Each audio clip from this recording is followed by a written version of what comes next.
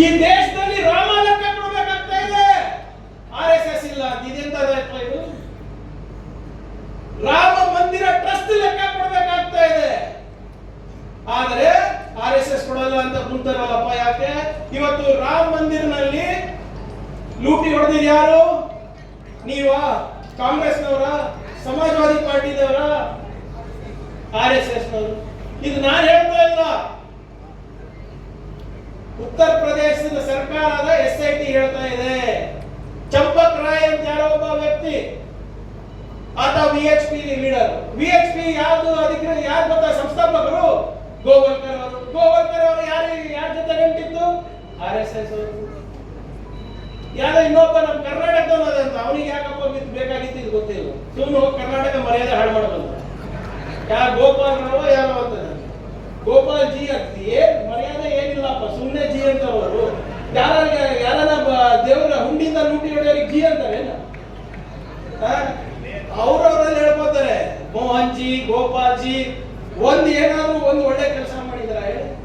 ಸಮಾಜಕ್ಕೆ ಒಳ್ಳೇದಾಗಿದ್ರೆ ಮಾಡೋದು ಹೇಳಿದಾರ ಹೇಳಿ? ಇದೇ ಗೋಪಾಲ್ ಜಿ ಅವರು ಚಂದಾ ಚೋರಿ ಮಾಡಿದಾರಲ್ಲ, ಅವ್ರು ಯಾವ ಸಂಸ್ಥೆದವರು? ಇನ್ನೊಬ್ಬ ಯಾರೋ ಅಮಿತ್ ಮಿಶ್ರಾ ಅಂತ, ಮಿಶ್ರಾ ಯಾರೋ ಇದೆ, ಅವರು RSS. ಇವತ್ತು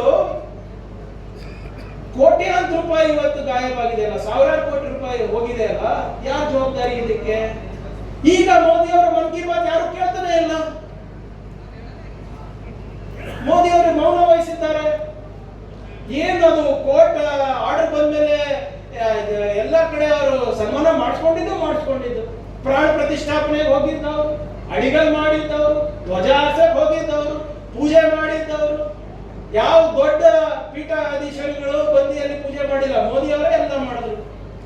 ಮತ್ತೆ ನಿಮ್ಗೆ ರಾಮ ಮಂದಿರ ಕೋರ್ಟ್ ಆರ್ಡರ್ ಬಂದಾಗ ಮೋದಿ ಕಿ ಜೈ, ಅದ್ರ ಅನುಷ್ಠಾನ ಏನು, ಅದನ್ನ ಅಡಿಗಲ್ ಆಗ್ಬೇಕಾದ್ರೆ ಮೋದಿ ಕಿ ಜೈ, ಪ್ರಾಣ ಪ್ರತಿಷ್ಠಾಪನೆ ಆಗ್ಬೇಕಾದ್ರೆ ಮೋದಿ ಕಿ ಜೈ, ಉದ್ಘಾಟನೆ ಆಗ್ಬೇಕಾಗಿದ್ದಾಗ ಮೋದಿ ಕಿ ಜೈ, ನೀವು ಧ್ವಜ ಹಾರಿಸಬೇಕಾದಾಗ ಮೋದಿ ಕಿ ಜೈ, ಚಂದಾ ಚೋರಿ ಆದಾಗ ಎಲ್ಲದಕ್ಕೂ ಕ್ರೆಡಿಟ್ ಬೇಕು ನಿಮಗೆ. ಇದಕ್ಕೂ ಕ್ರೆಡಿಟ್ ತಗೊಳ್ಳಿ ಸ್ವಾಮಿ, ಇದಕ್ಕೂ ಕ್ರೆಡಿಟ್ ತಗೊಳ್ಳಿ. ಎಲ್ಲದಕ್ಕೂ ನೀವೇ ಮಾಡಿದ್ದೀರಿ, ನಾನೇ ಮಾಡಿದ್ದೀನಿ ಅದರಲ್ಲ. ಪಾಪ ನಮ್ಮ ರಾಷ್ಟ್ರಪತಿಗೂ ಕರೆಸಿಲ್ಲ, ಯಾರಿಗೂ ಕರೆಸಿಲ್ಲ, ಇವರೇ ಎಲ್ಲದಕ್ಕೂ. ಈಗ ಚಂದಾ ಲೂಟಿ ಆಗಿದೆ ಅಂತ ಗೊತ್ತಾದ ತಕ್ಷಣ ಗಪ್ಚಿಪ್ ಕುಂತಾರಲ್ಲ. ನಿನ್ನ ಪಾಪ RSS ಅವ್ರು ಮಾತಾಡಿದ್ರು, ಇದಕ್ಕೆ ತನಿಖೆ ಆಗ್ಬೇಕು, ಅದಕ್ಕೆ ಆಗ್ಬೇಕು, ಇದು ಆಗ್ಬೇಕು ಅಂದ್ಬಿಟ್ಟು. ಈಗ ಕದ್ದೋರೇ ನೀವಿದ್ದೀರಪ್ಪ, ಸುಮ್ಮನೆ ವಾಪಸ್ ಮಾಡಿಬಿಟ್ಟು ಕ್ಷಮೆ ಕೇಳೋದ್ ಬಿಟ್ಟು ಸುಮ್ಮನೆ ಇದೆಲ್ಲ ನಾಟಕ ಯಾಕೆ ಮಾಡತ್ತೀರಿ? ಅದಕ್ಕೆ ನಾನು ಹೇಳ್ತಾ ಇದ್ದೀನಿ, ಎರಡು ದೊಡ್ಡ ಸವಾಲು ನಮ್ಮ ಪಕ್ಷದ ಮುಂದೆ ಇದೆ. ಒಂದು SIR, ಇನ್ನ ಒಂದು ನೀವು ನಮ್ಗೆ ಶಕ್ತಿ ಕೊಟ್ಟಿದ್ದೀರಾ, ಅದು ನಾನು ನೋಡ್ಕೋತೀನಿ. ನನಗೆ ಇವತ್ತು ಏನು ಇರ್ಲಾರ್ದೆ ನಾನು ಅವ್ರಿಗೆ ಪ್ರಶ್ನೆ ಮಾಡ್ತಾ ಇದ್ದೆ. ಈಗ ನನ್ನ ಕೈಯಲ್ಲಿ ಕಡಿಮೆ ಕೊಟ್ಟಿರಿ, ದಾಂಡಿ ಆಡ್ಲೆ? ಏನೇ ಆದ್ರೂ ಕೂಡ ನಾನು ಕಾನೂನಿನ ಚೌಕಟ್ಟಿನಲ್ಲೇ ಮಾಡೋನು. ನಾನು ಯಾವಾಗಲೂ ಕೂಡ ಹೇಳ್ತೀನಿ, ಬುದ್ಧನ ತತ್ವ ಎಷ್ಟಿದೆ ಅಷ್ಟೇ ಬಸವಣ್ಣನವರ ತತ್ವನೂ ಕೂಡ ಇದೆ, ಮತ್ತೆ ಬಾಬಾ ಸಾಹೇಬ್ ಅಂಬೇಡ್ಕರ್ ಅವರ ಹೋರಾಟದ ರಕ್ತನೂ ನನ್ನಲ್ಲಿ ಇದೆ. ನೀವು ಎಷ್ಟೇ ನಂಬಿಸಬಹುದು, ಏನೇ ಮಾಡಬಹುದು. ಈಗಾಗಲೇ ಅಮಿತ್ ಶಾ ಅವರೆಲ್ಲ ರೆಕಾರ್ಡ್ ಕೇಳಾರ ಅನ್ಸರ್, ನಮ್ದು ಎಲ್ಲ ಡಾಕ್ಯುಮೆಂಟ್ಸ್ ತಂದ್ಕೊಂಡಾರ ಅಂದ. ನಾವು ಆಗ್ಲೇ ಬದಲೇ ನಿಂತೀವಪ್ಪ. ನಿಮ್ದೆಲ್ಲ ಚಾಳಿಗಳು ಗೊತ್ತದ. ಈ ದೇಶ ಉಳಿಸ್ಬೇಕು, ಸಂವಿಧಾನ ಉಳಿಸ್ಬೇಕು, ಇವರಿಗೆ ಒಂದು ಪಾಠ ಕಲಿಸ್ಬೇಕಾದ್ರೆ ನಾನು ಜೈಲಿಗೂ ಕೂಡ ಅವಾಗ ಕಡಿಯಿದ್ದೀನಿ. ನಾವೇನೇ ಮಾಡಿದ್ರು ಕೂಡ ಸಂವಿಧಾನದ ಚೌಕಟ್ಟಿನಲ್ಲಿ ಮಾಡಲು.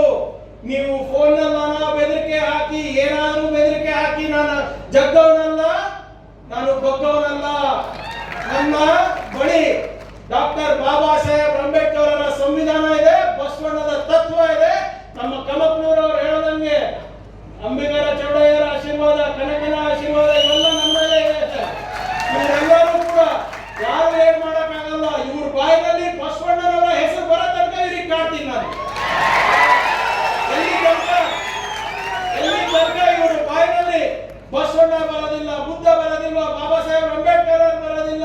ಎಲ್ಲಿ ತನಕ ಇವರು ಕಾನೂನಿನ ಚೌಕಟ್ಟಿನಲ್ಲಿ ಕೆಲಸ ಮಾಡಲ್ಲ ಅಲ್ಲಿ ತನಕ ನನ್ನ ಶ್ರಮ ಇರುತ್ತೆ ನಿಮ್ಮ ಆಶೀರ್ವಾದದಿಂದ. ಆದ್ರಿಂದ